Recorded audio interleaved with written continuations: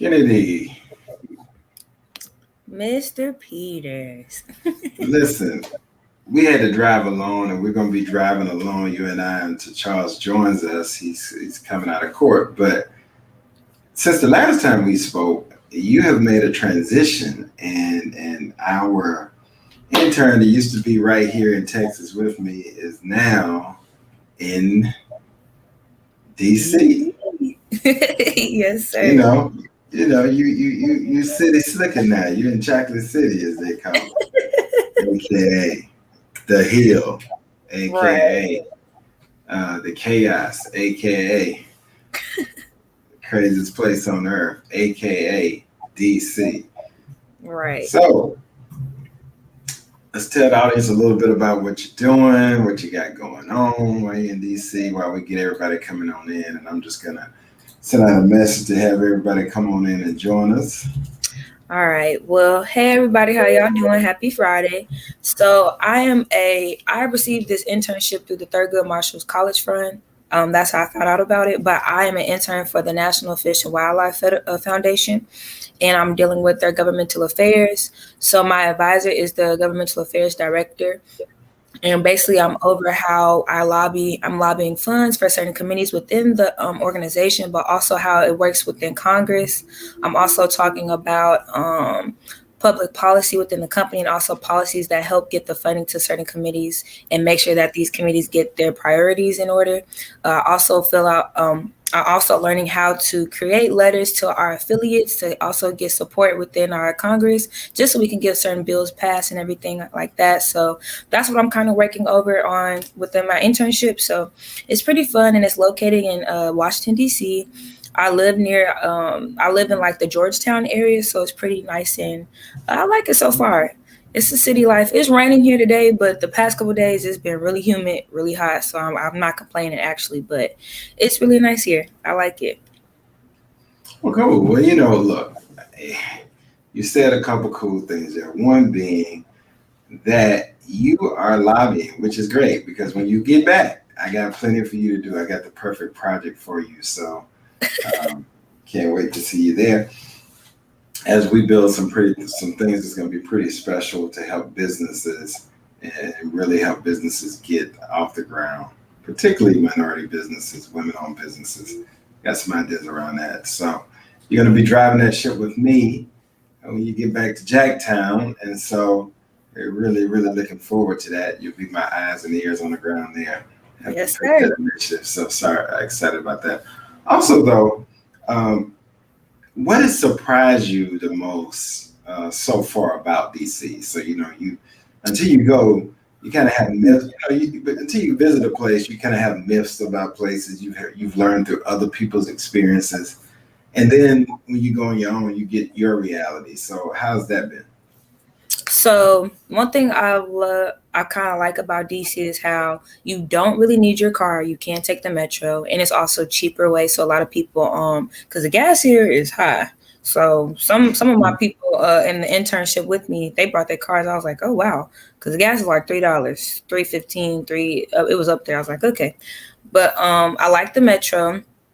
You can tell how it is certain parts where it is starting to get gentrified. What I think amazed me was the homeless population. So while I'm up here, I'm definitely going to try to see where I could do like some community service, because you can tell us one thing with them, they have a lot of tents. So it's like along the sidewalks sometimes, or along the streets.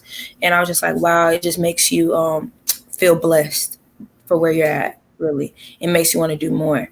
And also, You can tell where it's getting gentrified, but you still see a lot of places where it still has that black culture, and it's still black spot, but where it's a lot of spots where a lot of black people are at, and I think I really like that, and so I want to try to go visit more. Also, like black owned businesses too.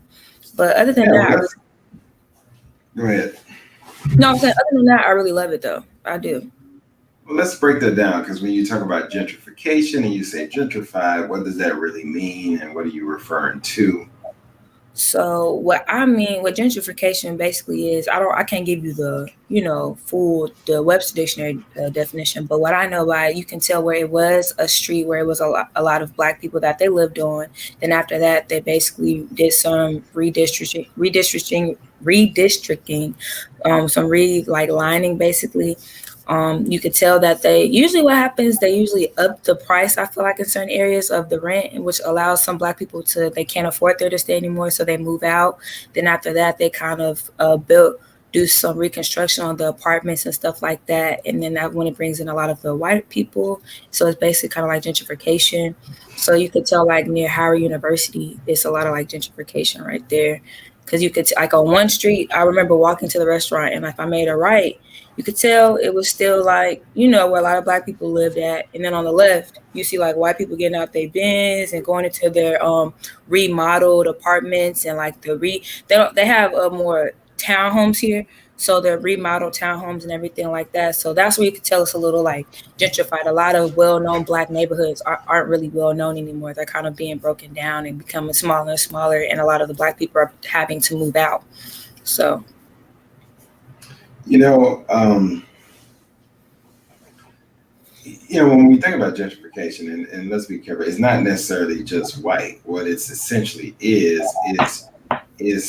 transformation of moving people out that typically have been in a place that, let's just be honest, had been run down. It was probably a high rent district, meaning a lot of rental properties where even a lot of times the landlord didn't even live in that area of town anymore. yeah. Not well kept. And so what happens is they start doing development in the area, modernizing the area, building new development that are much more expensive. So you can't afford to stay there. You've got to move. That's bringing a different income bracket inside that can't afford to stay there. And so it changes that whole community. So if we think about, Brooklyn 20 years ago and Brooklyn today, totally different. What was the hood 20 years ago Isn't is a the very expensive place to live today. And so, that happens all over the country. And so if we even think about Dallas, right? So really any city, there was a period, 20 years ago where everybody was leaving downtown and headed into the suburbs. So if you had money, you were affluent, you went to the suburbs. And if you think about it, 20, 30 years ago, downtown were where all the projects were. Mm-hmm. And you can see that in like right? every So city now. Mm-hmm. you had these big, huge office buildings and where all the elite hung out by day. But literally downtown, as far as residential, it was the low end. It was private. Mm-hmm. And you look at what's happening in Chicago, you look at what's happening in any major city, how we're now, downtown is the most priciest piece of real estate you can get. Especially high-rise condos. Yeah, especially Chicago. And then now that you said, you can really notice it in Dallas because my mom works in downtown Dallas. So sometimes when we drive by, I can be like, wow, this definitely wasn't, as equipped as it is now. Like the building, you can tell it's been renovated. It's all up to par now and all modern. So that's why I feel like you could tell what DC is like. But right now it's like with certain streets. So, but I do like that. I mean, I still like DC a lot. One thing I could say that they're doing a lot of like construction, so that's pretty good. The streets are a little like how can I say this? The streets are more narrow. Yeah, they're more narrow and it's congested. Yeah, and you can tell people like they know how to drive in the city, so yeah. One thing I definitely still want to go visit is like just the National Mall, and also like how the DMV is just so close. Because my airport. Oh, this is actually kind of an interesting fact that I didn't know. But I flew into DCA, and I'm telling people like, yeah, I'm flying into DC, and I remember my coworker. No, it's in Virginia. Yes, yes. He told me that. He was like, "No, you're not flying into DC." I was like, "What are you talking about?" He said, "Ever since 9/11, nobody flies into DC." He said, "You're flying into Virginia, but the airport is like 6 minutes away from DC." So I thought that was pretty interesting. I was Yeah. like, "Wow, that's pretty a fun fact." So yeah. Yeah, because it's two airports essentially there. Hmm. There's Reagan Airport, which is technically in DC, Yeah, that's where I flew into. Yep. right? Well, was really not. It's still in Virginia, but it's closer to DC. And then you have Dulles, that is in Virginia. That's a little further out. But they both, I mean, you can get to DC. I mean, they're both in the areas, just like. And then a lot of people will even fly into Baltimore and then drive in, Yep. which is only about 30 minutes or so. So So yeah. you see, look at that. So, Attorney Irvin will be joining us here in a little bit. For those of you guys that are waiting on Doc, he'll be in a little bit as he comes from court. But I wanted to talk about, you brought up a good thing. You talked about Wilberforce and kind of what happened. I wanted to revisit that a little bit. And, so just to recap this story, guys, and she talked about it. Wilberforce University's president, Dr. Alfred Anthony Pinkard, announced um, the news this past Saturday, I believe it was, at the Yeah, because they commencement, just graduated. Yep. that um, that they were going to clear more than $375,000 of student debt from those graduates. So 166 students attended graduation on Saturday. And they're able to do this through a combination of scholarships, one in part being the United Negro College Fund, another from Jack and Jill of America, among others. And so that's a phenomenal thing. So when you think about the movement of that, I can tell you, if there's anybody who wants to pay off some student loans, you don't have to go far. You can come right here. I still got some I'm trying to pay off. And I think this is my take on it, and it probably never passed, but I really felt like that with student loans and our government, I would really like to see them take a stronger play in there. To me, I think with student loans, if you take a student loan and you go to school, if you graduate on time within that 5 year window, and um, you should, I think their loan should be forgiven. You know, Okay, that's honestly, um, yeah, I like that idea. that's just my thing. That's just my thing. Now, nobody might not think that way, but I think if you go and you graduate and even if you want to make it 4 years, but if you go and you graduate in a specified period of time, the specified GPA, your loan should be free.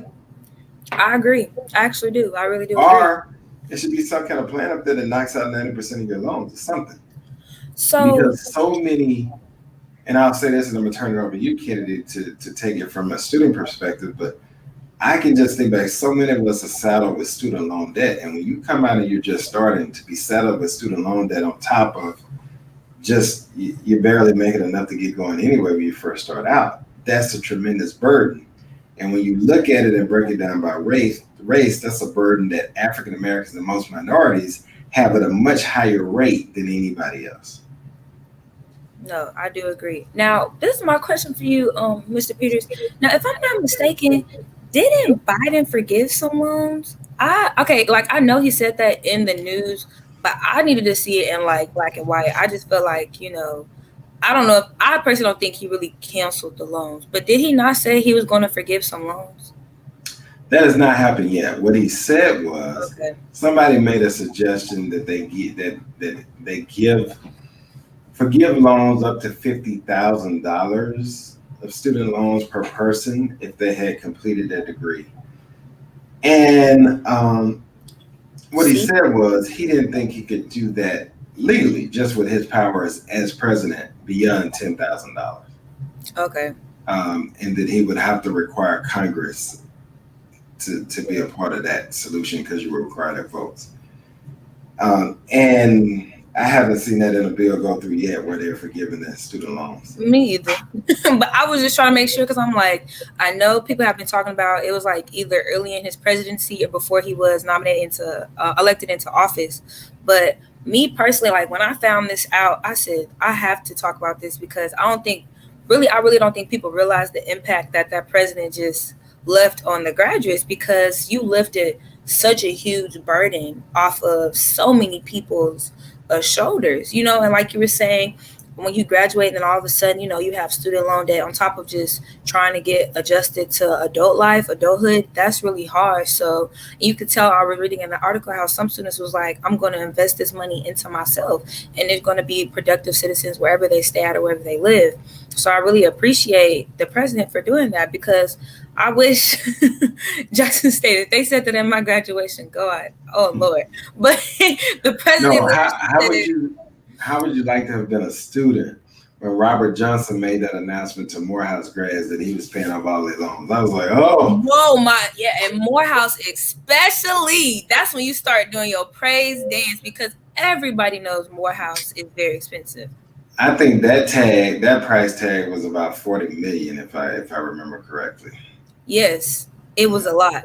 And when I read this too, it's just amazing how only like you said, 166 people graduated and the debt was $375,000.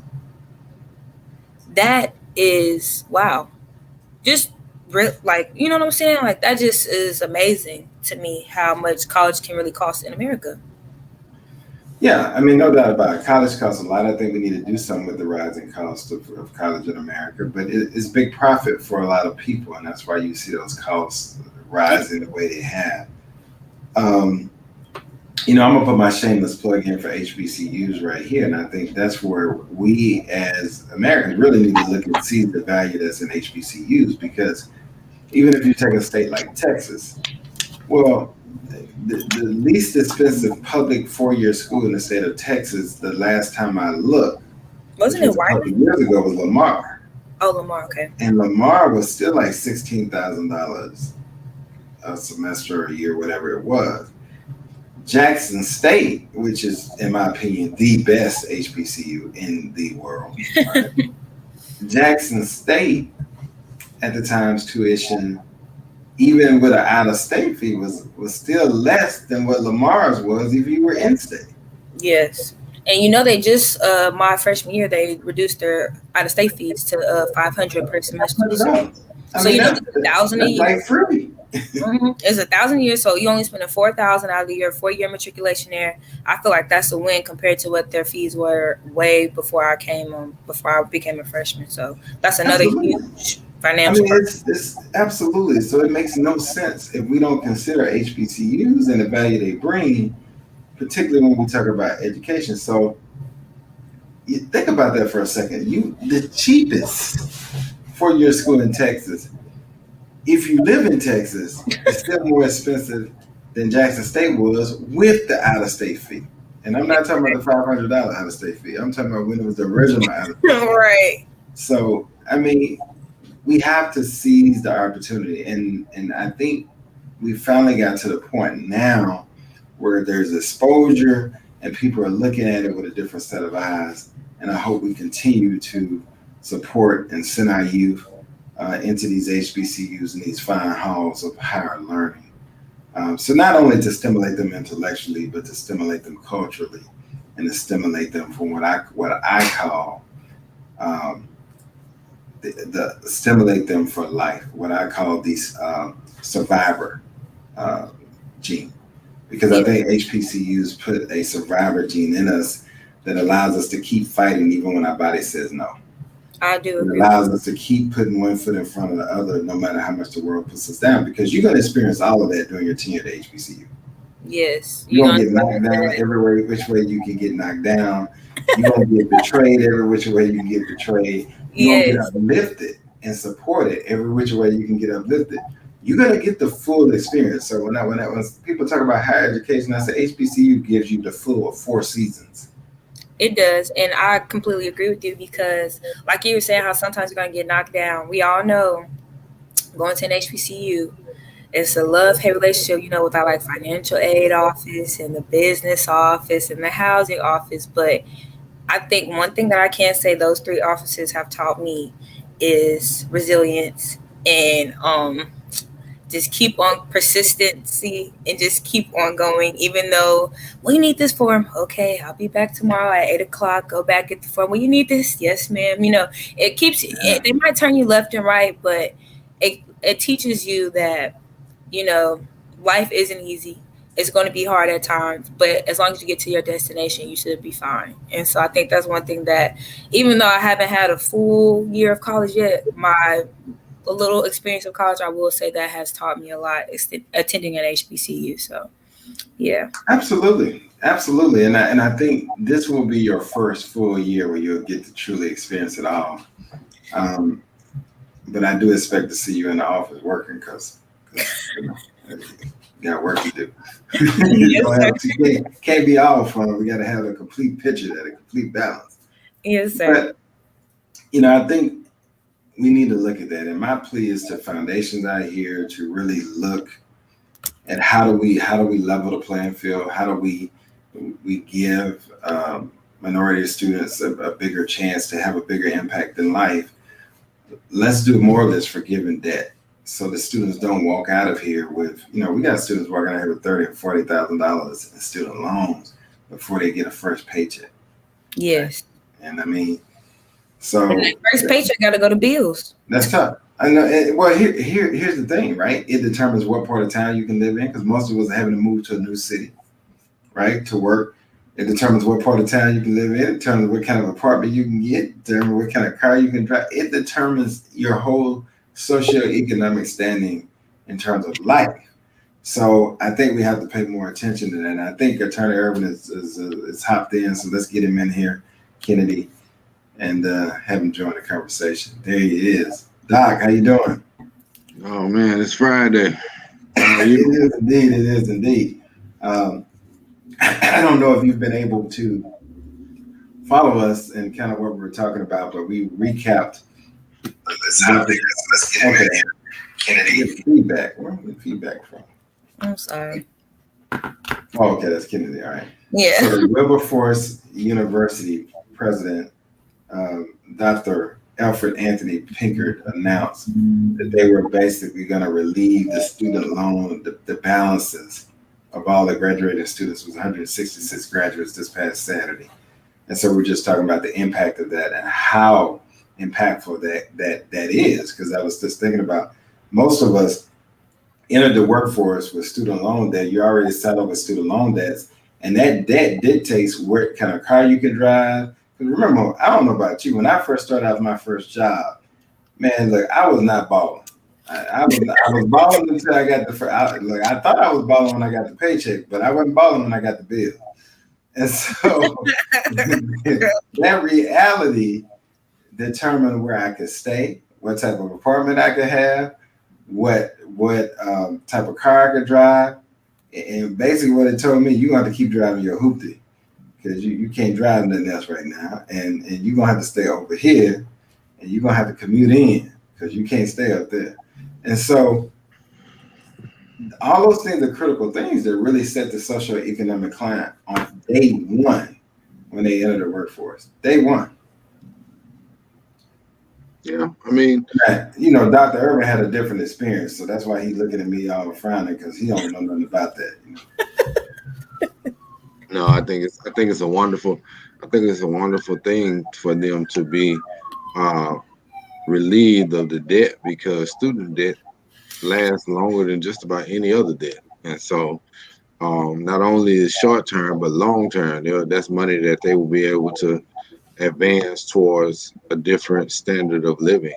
Not only do they have the education, but they no longer have the burden. So I think that's commendable. It is. So we were just talking about that a little bit, and Kennedy was saying, man, she wished today. I say, look, it can happen. It can happen. I'm sure the graduates at Morehouse did not know that Robert Johnson was going to do what he did. I'm sure they felt a lot better after that on that graduation day. So it can happen. And I think, for all of us, I was just talking a little bit about the value that HBCUs bring when we look at the cost of education. And I gave the statistics that if you look at Texas alone, as big as Texas is, the cheapest public four-year school in Texas costs you more to go to if you're a resident of Texas than Jackson State costs you to go to, even before they reduced out-of-state fees. So it's an incredible value. So we need to make sure we look at it, we support them, and it's going to stimulate you intellectually, stimulate you mentally, and stimulate you culturally, and give you that survivor gene, that survivor instinct, because it's going to take you through the whole 4 seasons of behavior patterns. You're going to be happy, you're going to be excited, you're going to be angry, you're going to be upset, you're going to want to keep somebody, all of that. But it makes you a better person. No doubt about it.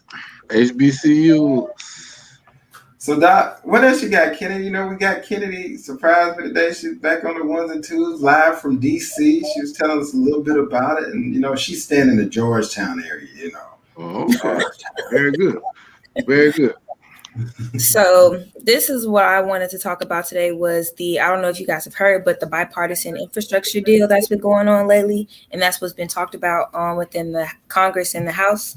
So it's basically, well, I can give a good definition of bipartisan, but I feel like Dr. Irvin could break it down for the audience even more. So would you like me to do it, or do you want to start it off, Dr. Irvin?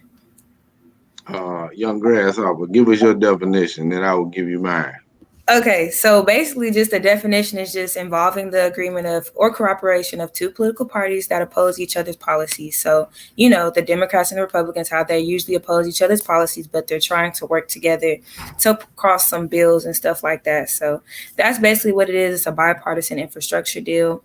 It's really big because it talks about a lot of infrastructure within America, where it's the transportation, water infrastructure, surface level infrastructure, and many more things. So it's basically it's a bipartisan group where it's literally 10 senators, 5 Republicans, and 5 Democrats, and it's a $1.2 trillion infrastructure package.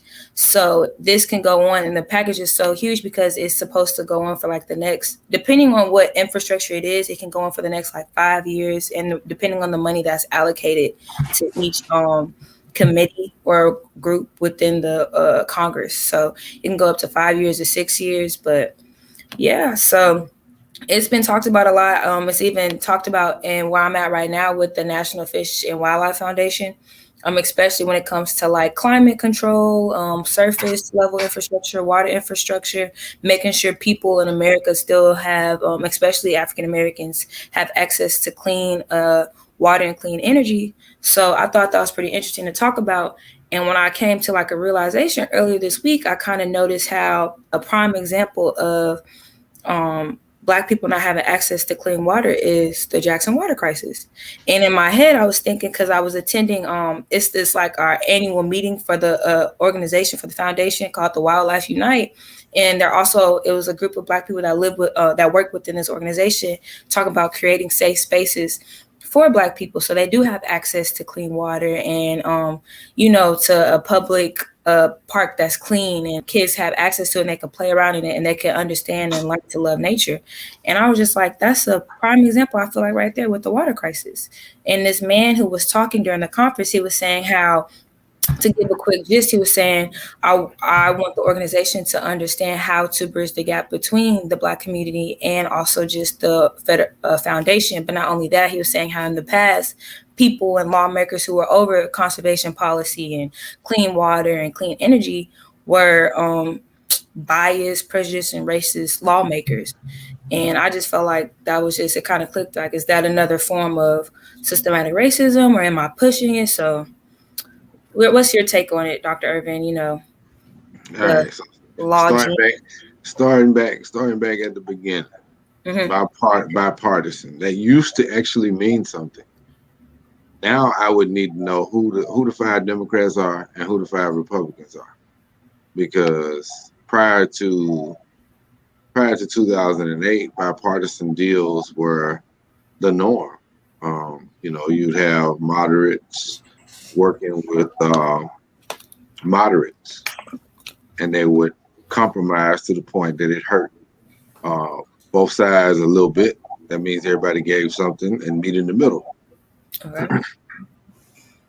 Not anymore. Now I need to know who's on that committee that proposing that, because they don't really do bipartisan deals anymore. It's usually my way or the highway. Yeah. And so and then the other thing I need to know about this particular bill is the pay for it.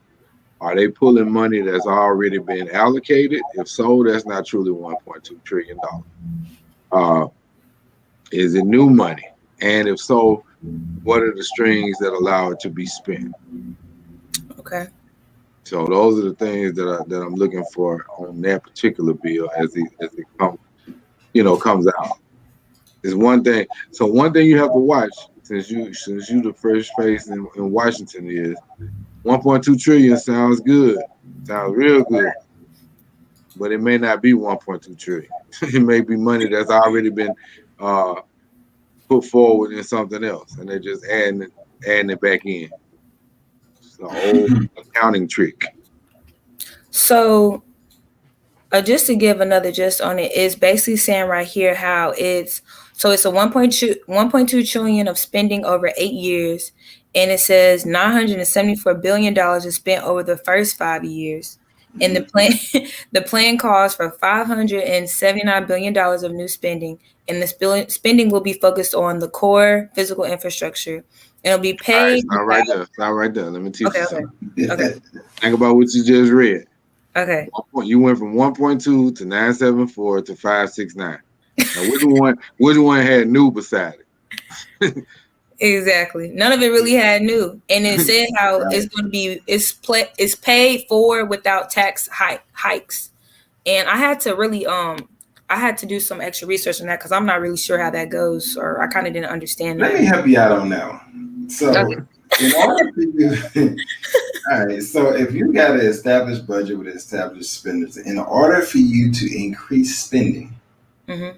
and still balance the budget, you've got to either take it away from something, or you've got to increase the budget. Mm. So, anytime you're introducing something new into the financial budget, that's the dilemma you have. If you don't increase the revenue side or add something new, then you are doing what you call deficit spending, deficit budgeting. You're Oh, budgeting a negative, yeah. right? Explain it. Nobody's going to do a budget in a negative right now because that's not going to pass. So you You'd be gotta pay surprised. it in a way. You'd be surprised. Now I'm gonna stop you right there. You'll Well, be I take surprised. that back. I take it back. You won't get this bill passed in the You'll way. be surprised. They probably will. And here's why. You think about it. Most of the new money that's been printed has been printed in the last 18 months. Well, yeah, dealing with the pandemic, right? And when I That's say all. new money, what I'm talking about, Kennedy, is they have been treating deficit spending as if there is no bottom. So they're just going over there printing money and adding it to the budget. So I suspect that will happen again. And here's the gag, though. It's not just Democrats doing it. Republicans did it for their tax break.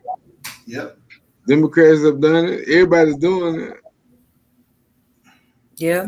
They And just making money. That's why the dollar value is in peril. so I do have one question for you, Dr. Irvin. Earlier you were saying how you need to know who the 10 senators are. So before like in '08 when you said it really was a bipartisan type of deal with a lot of bills and stuff, did it tell you who the senators that were like handling the like did they usually tell you that the media usually tell you who the senators? Yeah. They normally who it is. There's something somewhere that has who's working on it. Okay. Um, it just may not be all in one place. But the reason I say before '08 is because once President Obama came into office, that's when there was uniform dissent. They had a meeting on inauguration day and said they were going to try to block everything that he did, and that's what they did, and that became the playbook. And so that's what's happening now. That's the same playbook they're running against Joe Biden. And here's the cautionary tale because I saw the title of the show. I saw that when I was looking at the research that you did this morning. Politics are not as usual. Okay. And here's why. Joe Biden, as much as I love what he's done over the first couple hundred days, what have you, he's fallen into the same bear trap. Now, midterm elections are coming really, really fast, and he hadn't passed anything outside of pandemic stuff, Right. and he's gonna have to pay a price for that in voters' mind. This So is why do you say he fall into that trap though? Like, why do you think that? Here's why. because. You Go ahead, Liz. go ahead. Go ahead, Charles. No, go ahead. No. Go ahead. Go ahead. Yeah, he's falling into the trap because he's trying to. One, here's the biggest problem. Knowing that was going to be the playbook, they should have went after the filibuster wholehearted. Okay. Because otherwise, you may pass 100 or so bills. We've seen that happen. It happened last Congress in the House. They just passing stuff, meaningful stuff, and it's just sitting on the speaker's desk waiting to go to McConnell. And now McConnell is in the majority, but he's still dictating through machination. He's using tricks and sleight of hand and parliamentary procedure to gum up the work. And then you have Kristen Sinema and the curious case of Joe Manchin. They are not helping. No. Now, when you talk about looking up I'm gonna tell you, I just looked up 10 senators. It's not hard to find. Okay. They are Bill Cassidy, Republican, Louisiana; Susan Collins, Republican, Maine; Joe Manchin, Democrat, West Virginia; Lisa Murkowski, Republican, Alaska; Rob Portman, Republican, Ohio; Mitt Romney, Republican, Utah; and Jean Shaheen, Democrat, New Hampshire; Kristen Sinema, Arizona; John Tester, Democrat, Montana; and Mark Warner, Democrat, Virginia. I did some research. I didn't put it into this title. I was thinking about doing it for this show, but Cinema for Arizona, they were saying how a lot of the people that was working for her feel kind of blindsided. They feel like she's a wolf in sheep's clothing, that she's not actually fighting for a lot of the Democrats' priorities and reasons, especially in Arizona. And I think she's kind of voting towards more the Republicans' way. So I found that interesting last night when I was looking at her article too. So. Well, again, elections are coming, and it'll tell the tale. I think, and that was a pivotal seat because yes, that was once a republic. Was that John? No, she didn't take the John McCain's seat. Whatchamacallit's husband, the one that got shot, took John McCain's seat, I believe. But either way. That's stuff you have to pay attention to. And that's what Charles was saying. Joe Manchin is a Democrat out of West Virginia, but you're a wild card. He's not even a wild card. For all intents and purposes, he's carrying Republican water. I'm going to say it. It is what it is. I mean, one thing I know is that if you were to sit down with President Obama, I suspect he would tell you he did not go hard enough. And he let them set the perception, not the agenda. Because he passed all types of stuff. He did great work. And it looks like President Biden is about to fall into that same trap. He end up doing great things, but on the big things, he'll get stopped. They don't get it done. So and here's the problem with that, Kennedy. This is the time to get it done, because with midterms coming up, the reason why what Charles was referencing is, think about the electorate and think about what just transpired in November. So your Democratic base is very spread out now. So you got your moderate Democrats, but you also have your very liberal Democrats. And what do they call them in the party, Charles? Progressives. Yeah. And so they want more aggressive activity. They want you to hit the pedal to the metal. And so now when we look at it in your first, and I understand the pandemic you had to address, but this is the time you ram through all those critical things to get a couple big things passed. Because if midterms don't go your way, you dead in the water for the rest of your term. Yeah. And so here's what Leslie said is perfect for this. Transportation. They should have put it on through. Mm-hmm. Because if you have Joe Manchin and Kristen Sinema and Rob Portman and that group right there is very, very middle of the road. Yes, and they've been talking about cinema a lot, and especially like on CNN, because I was reading it last night, and they were just saying how a lot of her supporters just feel fooled because she's been the reason why a lot of bills haven't been passed. She can't make up her mind, or she's not voting the way that they thought she would. And I think she's kind of like with y'all just said his name. I guess it's the senator Joe for West. Manchin. Yeah, Joe Joe Manchin. Manchin. They both are flip flop.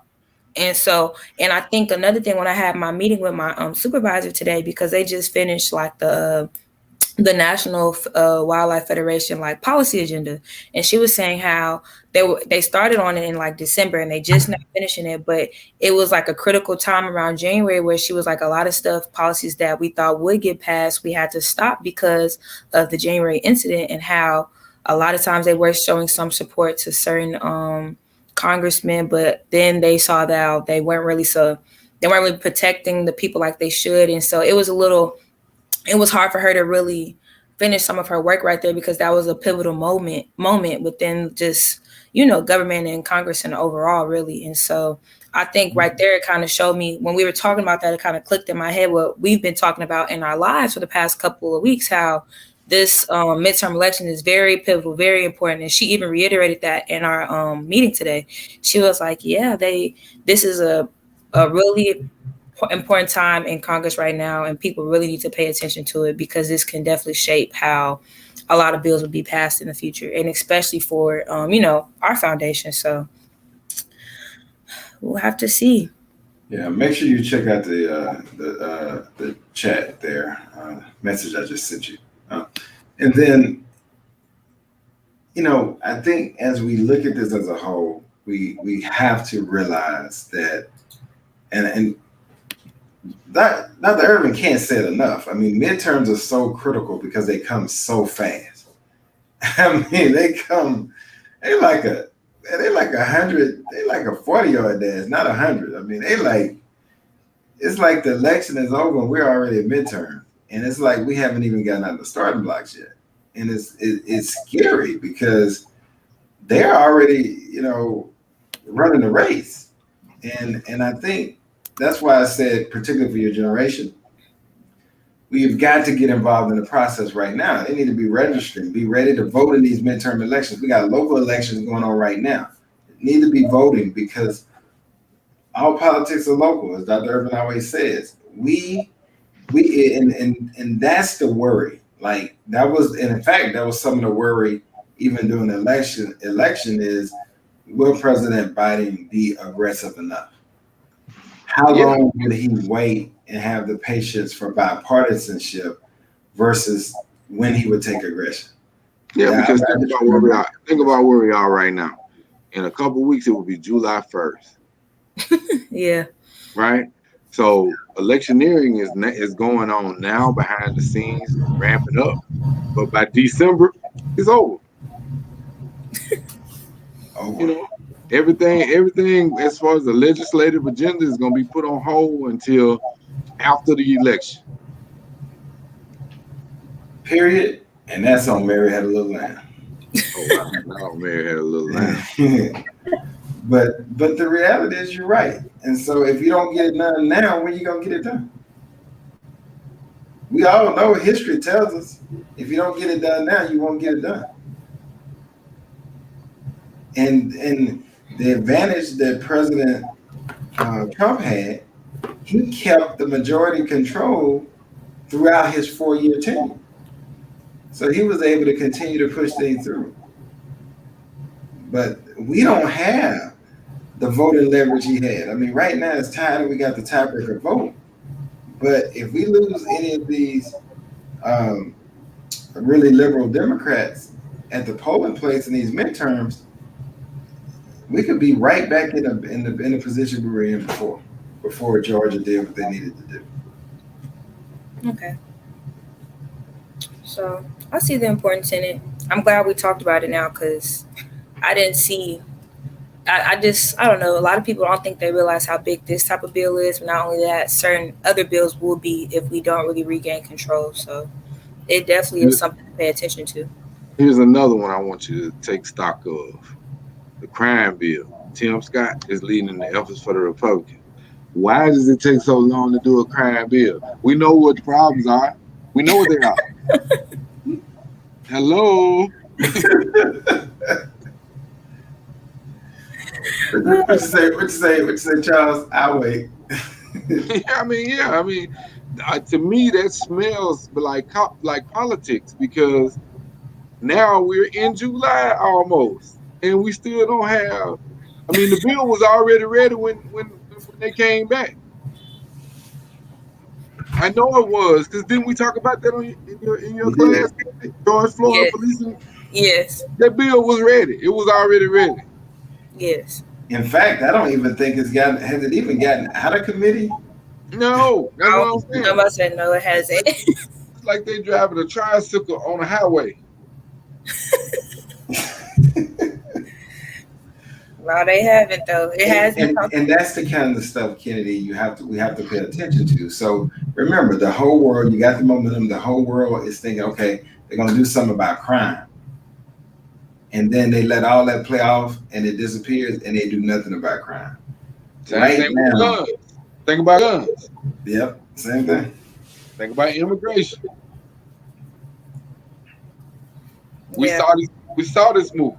Okay, so Obamacare. Hillary tried to do it in '93. Guess when it came back again? 2000s. So they do this all the time. Yep. History is basically repeating itself. If that's what it is. Yeah, they use the same tactics. They slow roll until they get you down. Because what they want to be able to campaign on is the Democrats' record of doing things. Right. And that's what they're going to say. They promise you a crime bill. We don't have a crime bill. They promise you this on what is it called? With the environment. What's this called with the environment? You know what I'm talking about, how our environment is changing. Global warming. Oh. Yeah. So they promise you initiatives on global warming. They talked about the Green New Deal. We don't have it. They that's going. I can tell you the commercials right now. It's about to run. They're writing them right now. But what they're not going to put in the commercials, they put up all the roadblocks to stop it. No, you don't put that in the commercial. They fall for it every time. Yeah. And I'm like, instead of being aggressive and putting them on the defense where now you have to defend it in public. So guess what? I'm going to push it with aggression. If I don't pass it, so be it. But the whole world going to know who held it up and who voted against it. I'm going to put you on Front Street so you can't go to the community and say, what about this? No. I'm going to say, what about it? The bill was incurred. The bill was paid. You voted against it. Not only did you vote against it, so-and-so from Georgia, I'm going to go down and listen to a roll call.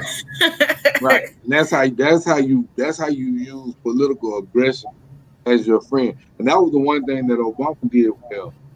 I know I talked about what he didn't do. That was one of the things he did do well, because he was more of a keto. He wasn't karate. He was a keto. He used the art of the counterpunch. So when they came at him with crazy stuff like, you didn't do such and such, he was able to roll and move and say, I didn't do it because you blocked it. Right. Okay. So you don't think Joe Biden really has political aggression right now? You think he's not getting it done? So that makes, yeah.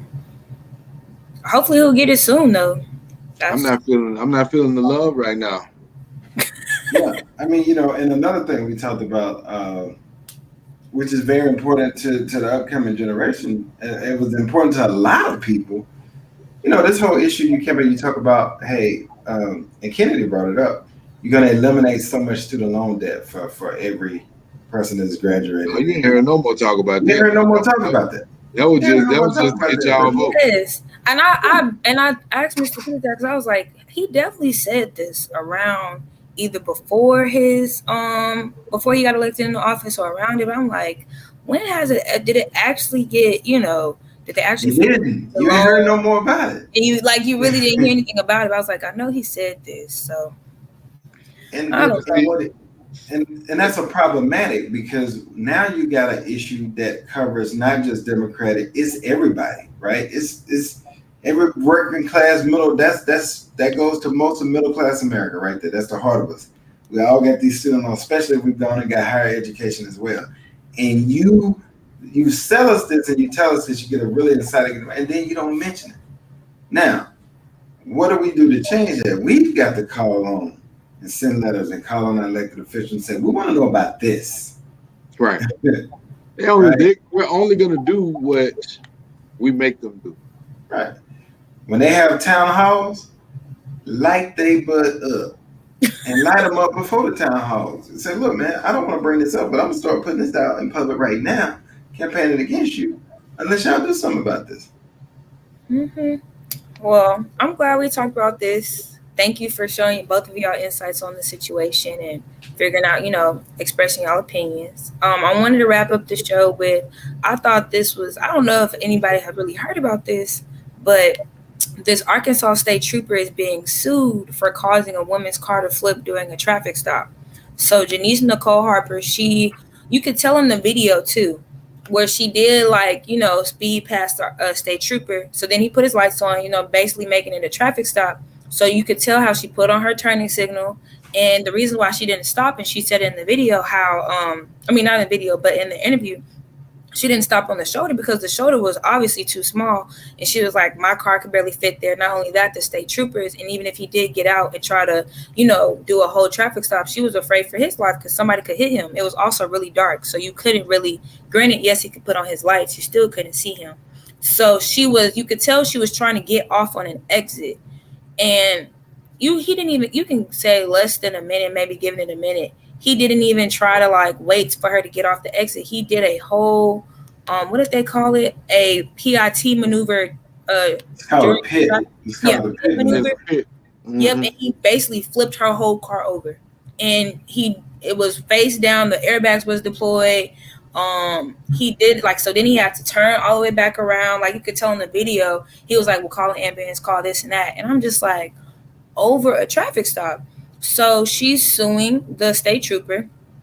And so, yes, there it is. There it is right there. Thank you, Mr. Peters. And so it was crazy to me. And I felt like, I don't know about you guys, but I feel like this lawsuit is justifiable.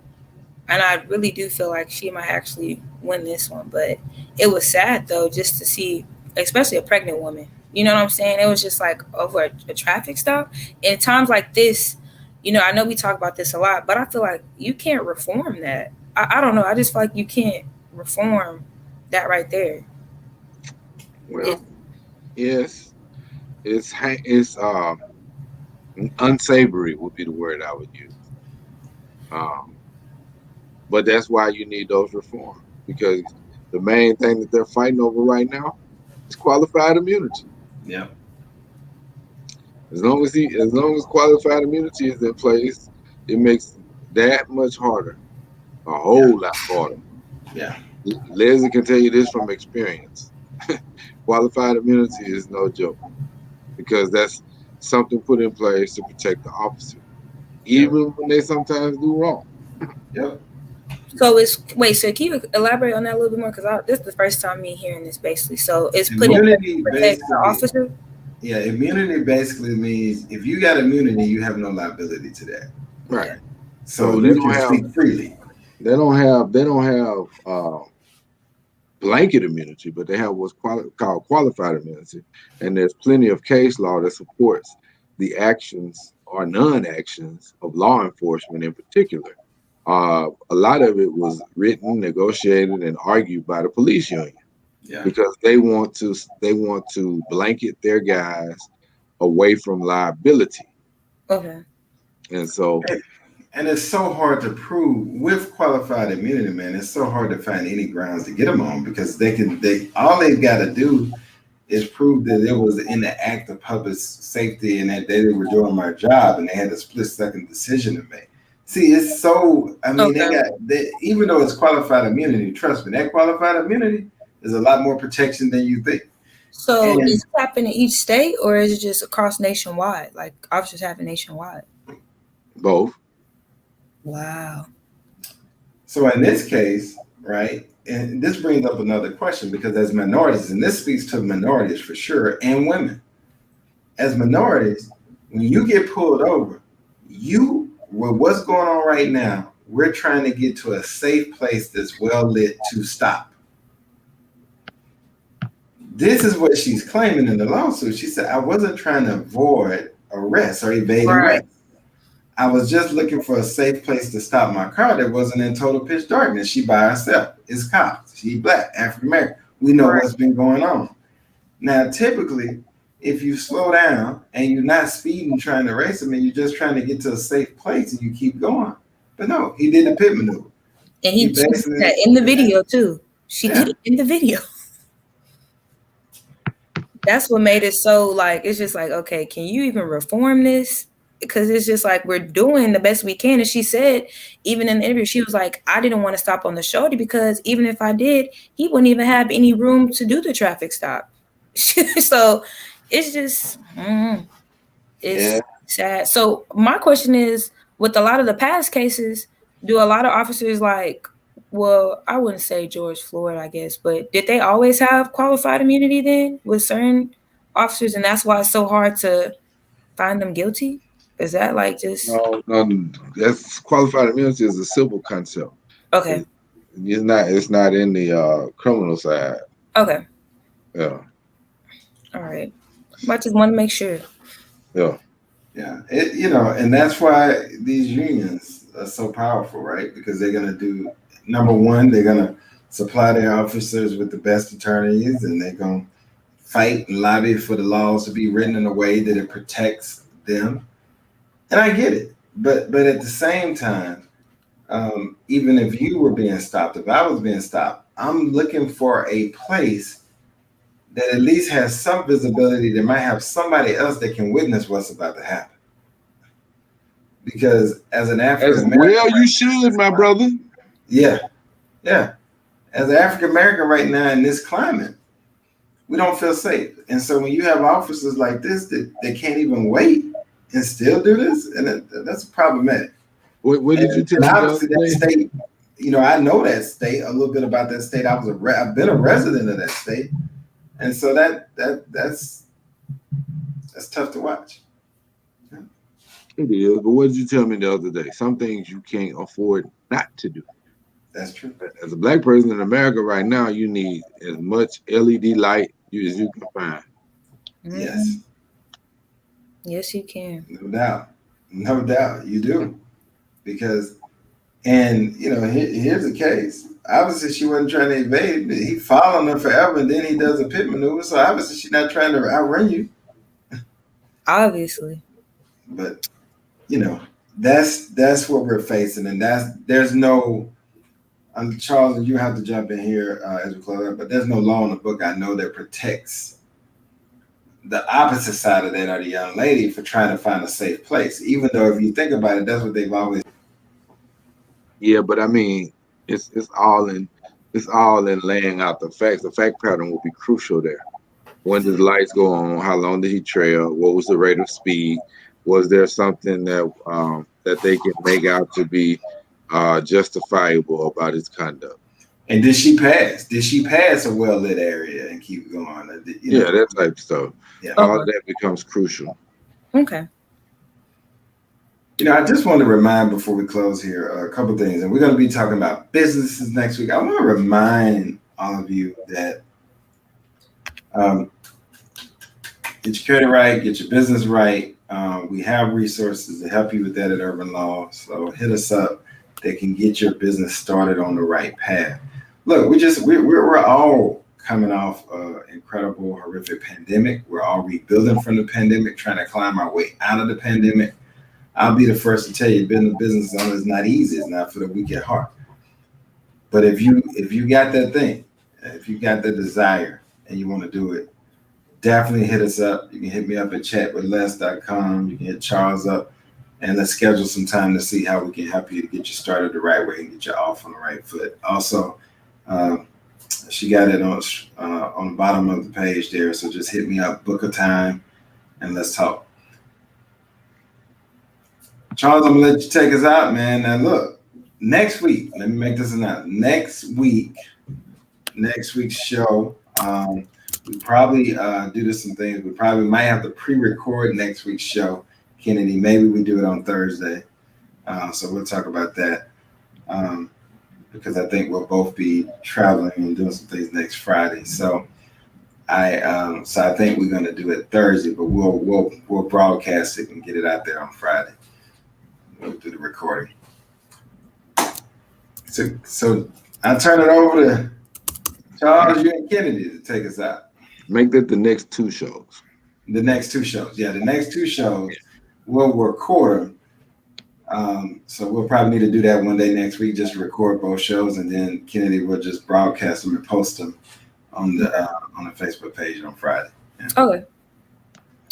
So I'm very happy to see the young Padawan back live with us, alive and well, live from DC, from Georgetown Underground, DC City. Yes, Yeah, Chocolate City. Thank you. And we do want you to come back, though. Remember, we're home here. I'm coming back. So yeah. Coming to a Zoom near you. How about that? Yes. I really just want to say that I'm delighted that we get a chance to peel back issues. I think it makes for a very interesting and informative discussion. Because a lot of times, I was thinking about this, Kennedy, when you said about qualified immunity, that you hadn't heard that. I think I take for granted sometimes the stuff that I hear and know and see, because I've been practicing and living in that for a very long time. So that is very good, because I know you're one of the sharpest knives in whatever situation you are in. And so, you know, a lot of people won't say, I don't know what you're talking about. Right. So I want you to keep that same spirit of challenging and asking, because you genuinely want to know. And I appreciate that, because I think that's how we grow. I think that's how we learn. It's okay if you don't know, but don't be too proud about not knowing. Ask. Right. You know, I think that's a lesson a lot of people a whole lot older than you need to take to heart, because you know, you get defensive about stuff. How you get defensive about something you don't even know? Right. Very true. Yeah. Ask the question. Ask the question. Like you said, wait a minute now, what is that? Hey, I get it. You got it. I know you got it, because I know when the light bulbs come on in your eye. You got it conceptually, but putting the terminology together, you're like, okay, all right, let's peel the onion just a little bit more. And so, yeah, I think that's helpful. I mean, I know that's not our usual wrap-up, but I wanted to say that because a lot of the content that we bring is in long form, and it's a good opportunity for people to ask questions, talk to their friends, to spark conversation in the community. That's all we want, because that's how we grow as a community. I do agree. And to piggyback of what Dr. Irvin said, that's the kind of the reason why I wanted to bring this type of like breakdown what bipartisan is, for people who really don't have like no clue about law at all. Get them to understand the reason why this deal and other deals and bills will be important, and to also, like you guys said, to try to hold these lawmakers accountable. But not only that, try to figure out, what Dr. Irvin was saying earlier. I don't really like how, President Biden isn't politically aggressive right now in situations like that. So I want people to be aware, because this can, affect all of our lives for the next 8 years, or it can show you how, how they say it's new money, but it's really not new money. So I think that's why I really want people to, especially that's why I like this show, because you're breaking down politics for people who have no clue about politics at all, and just to educate and I let people be politically aware. So make sure, guys, just to tune in every Friday. I'm going to also drop the link in the chat. Please make sure that you click this link to just subscribe to our emails and our weekly live shows. We give you reminders. And yeah, I don't have any. Because Kennedy going to be dropping information there on her journey in DC and what she's doing. So we hope to get our first little newsletter going next week. So We'll tune in to her. Y'all continue to support her. And then the last thing I would say, you said something that struck some. I want you to, Kennedy, to really encourage your group to really get registered, get ready to light this thing up in midterms, because we really need you guys to be engaged and active. And that's going to start with people like yourself. Having these conversations in your friend group, in your circles, challenging the theory. And here's the thing about Charles and I. We talk about it all. We're going to tell you what you did wrong. We're going to tell you what you did right. And people are going to tell us what they like and what they don't like. I don't have a problem with that. I have a problem when we're apathetic, when we don't talk. Because no change can happen if nobody calls you on your stuff. Exactly. That's right. Very true.